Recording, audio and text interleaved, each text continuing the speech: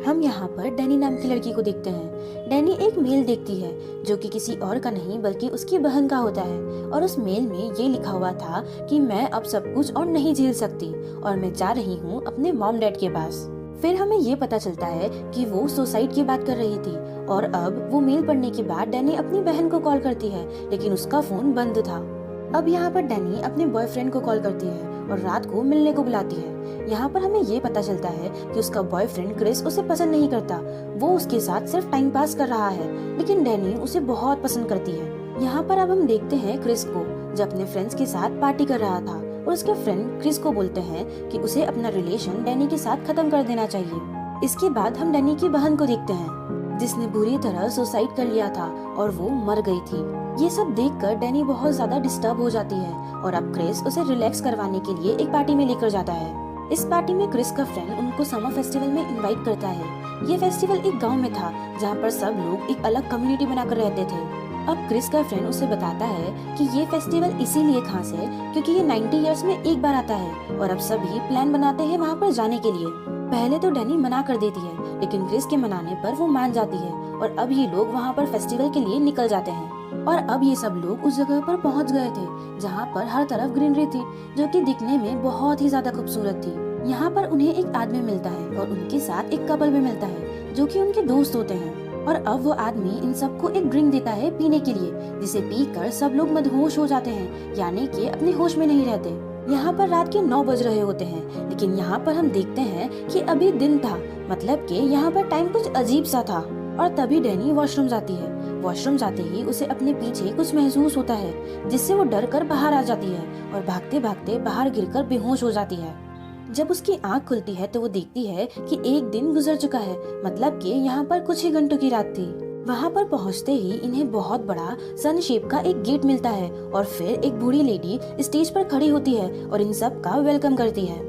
ये लोग इस फेस्टिवल को बहुत ही धूमधाम से मनाते हैं। यहाँ पर कुछ लड़कियाँ हाथ पकड़कर डांस करने लगती है और इन्हीं में से एक लड़की क्रिस को देखकर स्माइल करती है। इसका मतलब कि अब वो क्रिस को लाइक करने लगी थी और उसके बाद क्रिस भी उसे देखकर स्माइल पास करता है। और अब यहाँ पर डैनी एक वॉल को देखती है जहाँ पर बहुत सारी लड़कियों की पिक्चर्स थी और उनके सर पर ताज रखा हुआ था। फिर एक आदमी उसे बताता है कि ये सब डांस की रानियां हैं। इस फेस्टिवल में डांस कंपटीशन होता है और जो ये कंपटीशन जीत जाता है उसे रानी का ताज दिया जाता है।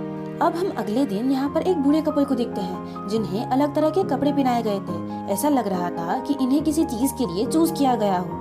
और अब इस बूढ़े कपल को एक चेयर पर बिठाया जाता है और उनको पहाड़ों के ऊपर ले जाया जाता है और नीचे एक लेडी किताब पढ़ती है और शायद ऐसा लग रहा था कि ये इनकी कोई प्रेयर है। इसके बाद दोनों बूढ़े कपल्स अपना हाथ काटते हैं और अपने ब्लड से एक साइन पर निशान लगाते हैं। इसके बाद वो बूढ़े कपल्स उस पहाड़ से नीचे गिर जाते हैं जिसमें ओल्ड लेडी फौरन मर जाती है और जो आदमी था उसका पैर टूट जाता है और वो जिंदा बच जाता है। अब वो बूढ़ा आदमी बहुत ज्यादा दर्द में था और बहुत जोर से चिल्ला रहा था। उसकी चीख सुनकर सब लोग उसी की तरह चिल्लाने लगते हैं। उसके बाद एक लड़की को बड़ा सा हैमर दिया जाता है जिससे वो उसके सर पर हिट करती है और इसके बाद दूसरी लड़की भी सेम ऐसा ही करती है जिससे वो बूढ़ा आदमी मर जाता है। ये सभी चीजें देखकर डैनी और उसके फ्रेंड्स बुरी तरह से डर जाते हैं और इनको यहाँ पर कुछ समझ नहीं आ रहा था कि ये सब कुछ क्या हो रहा है और इन लोगों ने ऐसा क्यों किया है। और अब इन फ्रेंड्स में से वही कपल जो हमने पहले देखे थे वो काफी ज्यादा डर जाते हैं। जिसके बाद इस कबीले की ओल्ड लेडी उनको रोकती है और बताती है कि इनका साइकिल कंप्लीट हो चुका था जो कि 72 साल का था, यानी 72 इयर्स का, इसीलिए इन लोगों ने अपनी जान दे दी। वो बताती है कि हम अपनी जिंदगी को एक साइकिल की तरह देखते हैं कि बूढ़े होने पर दर्द से मरने की बजाय हम खुद ही मरना पसंद करते हैं। और फिर वो बताती है कि मैं भी ऐसा ही करूंगी जब मेरा वक्त आएगा। मगर वो कपल उनकी कोई भी बात नहीं मानते और वहाँ से जाने का डिसाइड करते हैं। जब वो लड़की बैग पैक करके रेडी होती है तो वो अपने हस्बैंड को ढूंढने लगती है पर वो उसे नहीं मिलता। उसके बाद वो एक बूढ़े आदमी से पूछती है जो कि उसको बताता है कि वो पहले से ही वहाँ से जा चुका है। फिर वो बोलती है कि वो मेरे बगैर ऐसे बिल्कुल नहीं जा सकता। तो वो बूढ़ा आदमी उसको बेवकूफ बनाता है और कहता है कि ट्रक में सिर्फ एक ही आदमी की जगह थी, इसीलिए तुम्हारा हस्बैंड अकेले ही चला गया। और वो उसको कहता है कि थोड़ी ही देर में दूसरा ट्रक आ जाएगा जो तुम्हें भी स्टेशन तक पहुंचा देगा। इसके बाद हम डैनी को देखते हैं जो कि बहुत ज्यादा डिस्टर्ब भी थी और डरी हुई थी। वो वहाँ से जाना चाहती थी, पर जो उसका वो फ्रेंड होता है वो उसको रोक लेता है और वो उसकी बात मान लेती है और रुक जाती है। अब नेक्स्ट सीन में हम देखते हैं कि एक छोटी सी बच्ची को जंजीरों में बांध दिया जाता है और उसे पानी में फेंकने वाले होते हैं, पर डैनी वहाँ पर सबको रोक लेती है। वो पूछती है कि तुम सब ऐसा क्यों कर रहे हो, और उसके बाद उस लड़की को बचा लिया जाता है। ये सब कुछ इसीलिए किया जा रहा था ताकि उन सबको पता चल सके कि वो कितने पावरफुल है, और इससे हमें ये पता चलता है कि ये लोग बहुत ही ज्यादा अजीब थे। और उसके बाद हम देखते हैं जो बूढ़े आदमी मरे थे उनकी बॉडी को ये लोग जला देते हैं और अब इनकी जो राख होती है वो एक ट्री पर गिरा देते हैं। उनका ये मानना था कि ये ट्री यहाँ पर बहुत सालों से है और ये बहुत ही साफ है। यहाँ पर एक बहुत बड़ी गलती हो जाती है डैनी के फ्रेंड से।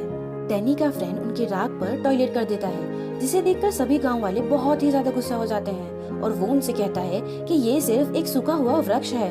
फिर गांव वाले उसे बताते हैं कि ये ट्री यहाँ पर बहुत सालों से है और हम इसे बहुत ही साफ मानते हैं, तुम्हें ऐसा नहीं करना चाहिए था। फिर हम यहाँ पर डैनी के फ्रेंड को देखते हैं जो कि एक किताब लिख रहा था।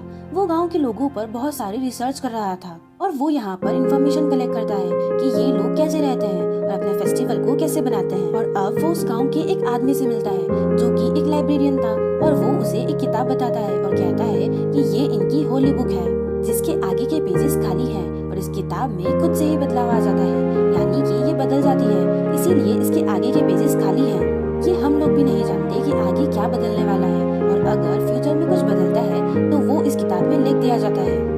इसके बाद वो उससे पूछता है कि ये कौन बताता है कि इस किताब में क्या लिखा जाए।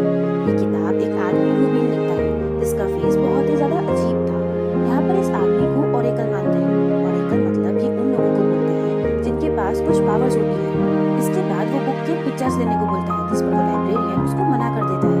डैनी का फ्रेंड रात को छुपकर उसके पिक्चर्स लेने लगता है और तभी उसके पीछे से एक आदमी आता है, लेकिन वो उसे अपना फ्रेंड समझता है और तभी वो उसके पीछे से हिट करता है और उसको बेहोश कर देता है। और अब हम जब उस आदमी को देखते हैं तो उसने अपने स्किन पर उसके फ्रेंड की स्किन लगाई थी, मतलब कि वो उसका फ्रेंड नहीं था, लोगों ने उसके फ्रेंड को भी मार दिया था। अब हम डैनी को देखते हैं जिसे फिक्र हो रही थी अपने फ्रेंड्स की और वो अब सबसे पूछने लगती है कि वो दोनों रात से कहाँ हैं। जिसके बाद इनका लीडर बोलता है कि इनकी हॉली बुक रात से गायब है और इनका ये मानना है कि शायद डैनी के फ्रेंड्स ने उस किताब को चुरा लिया है और यहाँ से भाग गए हैं। लेकिन यहाँ पर अब सब लोगों को पता है कि उन लोगों के साथ क्या हुआ था। तो अब फाइनली इन गाँव वालों का फेस्टिवल शुरू हो जाता है, जिसमें डैनी भी हिस्सा लेती है। इस फेस्टिवल के शुरू में इन लड़कियों को कुछ पिलाया जाता है, जिसकी वजह से सब नशे में आ जाते हैं और डांस करने लगते हैं। इस फेस्टिवल में यही होता है कि इन सभी लड़कियों को एक ट्री के पास घूमकर डांस करना होता है और जो लड़की आखिरी तक डांस करती रहेगी वो क्वीन बन जाएगी, यानी कि रानी बन जाएगी। फिर सभी लड़कियां डांस करने लगती हैं और अब इस फेस्टिवल में डैनी लास्ट तक डांस करती है और क्वीन बन जाती है। अब सभी लोग उसके आगे झुक जाते हैं और उसे रिस्पेक्ट देते हैं। डैनी को एक ताज बनाया जाता है और उसे स्पेशल जगह बिठाया जाता है। अब हम क्रिस को देखते हैं जो कि एक रूम में बैठा था और इसके पास इस कबीले की लीडर आती है और इसके पास बैठती है और कहती है कि तुम्हें चुन लिया गया है, तुम्हें माया के साथ कुछ वक्त गुजारना होगा, जिसकी वजह से वो लड़की हमारी जनरेशन को आगे बढ़ाएगी। माया वही लड़की थी जो क्रिस को देखकर स्माइल कर रही थी और अब ये क्रिस को वहाँ पर एक धुआं स्मेल करवाते हैं, जिसकी वजह से वो पूरी तरह से नशे में आ जाता है। डैनी उसको दूर से देख लेती है। इसे देखकर वो इतनी ज्यादा डर जाती है कि वो वॉमिट करना स्टार्ट कर देती है और जोर जोर से रोने लगती है और वहाँ पर मौजूद सभी लड़कियाँ भी इतनी ही जोर से रोने लगती है और ये सीन काफी अजीब था।